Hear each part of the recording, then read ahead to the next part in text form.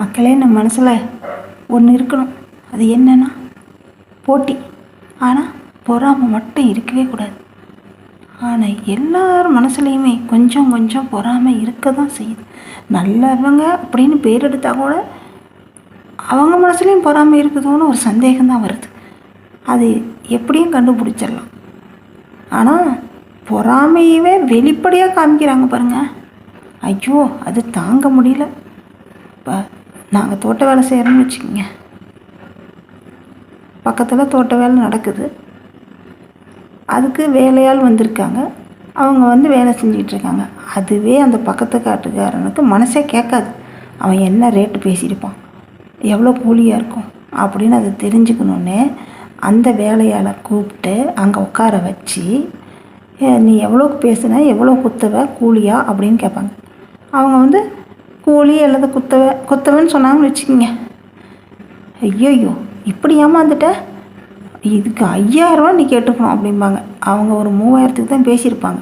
ஆனால் 5000 கேட்டுக்கணும் அப்படின்னு சொல்ல கொள்ளையே அப்படியே அந்த வேலையாளுக்கு பகீர்னு ஏறிடும். ஐயோ, 2000 விட்டுட்டோமா, இனிமேல் போய் கேட்டால் அந்த காட்டுக்காரங்க தருவாங்களான்னு அடுத்தது வந்து அந்த வேலையை செய்கிறதுக்கே மனசு வராமல் செய்வாங்க. இப்படி ஏமாந்து போயிட்டுமே உடனே நம்மக்கிட்ட வந்து, இல்லை எனக்கு கட்டுப்படி ஆகலை, இன்னும் ஒரு 5000 சேர்த்தி 2000 சேர்த்தி கொடு, 5000 கொடும்பாங்க. வந்துதா வினை?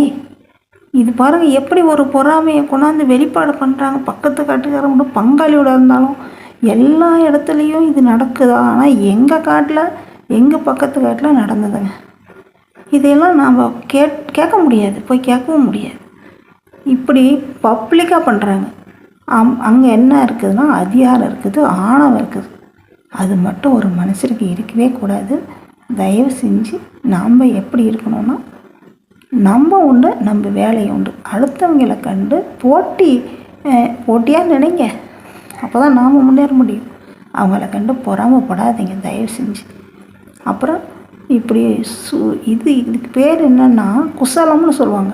இந்த குசலம் வைக்கிற வேலையை மனிதர்களே, பெண்களாகட்டும் ஆண்களாகட்டும், தயவு செய்து அதை மனசில் இருந்தால் தூக்கி எறிஞ்சிடுங்க. நல்லவங்கன்னு பேர் எடுக்கிறது ரொம்ப கஷ்டங்க. கெட்டவங்கன்னு பேர் எடுக்கிறது சீக்கிரம், அது ஒரு நொடியில் நடந்துடும். கெட்டவங்களாக பேர் எடுத்து என்னங்க சாதிக்க போகிறோம்? நல்லவங்களாகவே இருந்துட்டு போகலாமே அப்படின்னு என் மனசுக்குள்ளே தோணுது. உங்கள் யோசனை என்ன அப்படிங்கிறத கமெண்ட் பண்ணுங்கள். நான் எனக்கு முடிந்த யோசனைகளை உங்களிடம் பகிர்ந்து கொள்கிறேன். அதனால் சப்ஸ்கிரைப் பண்ணுங்கள். அப்புறம் இந்த வீடியோவை ஷேர் பண்ணுங்கள். அப்புறம் இன்னொன்று சொல்ல மறந்துட்டேன். இங்கே பாருங்கள், இந்த காற்றாடி எப்படி நிற்காமல் ஓடுது. அது சுவிட்ச் போட்டால் தான் ஓடுது, அது வேறு விஷயம்.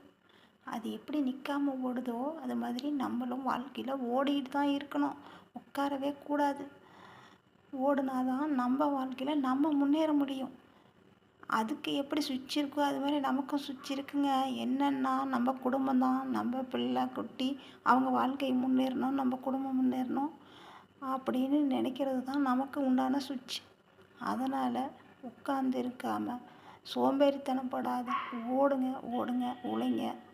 உண்மையிலேயே நம்ம முன்னேறலாம்.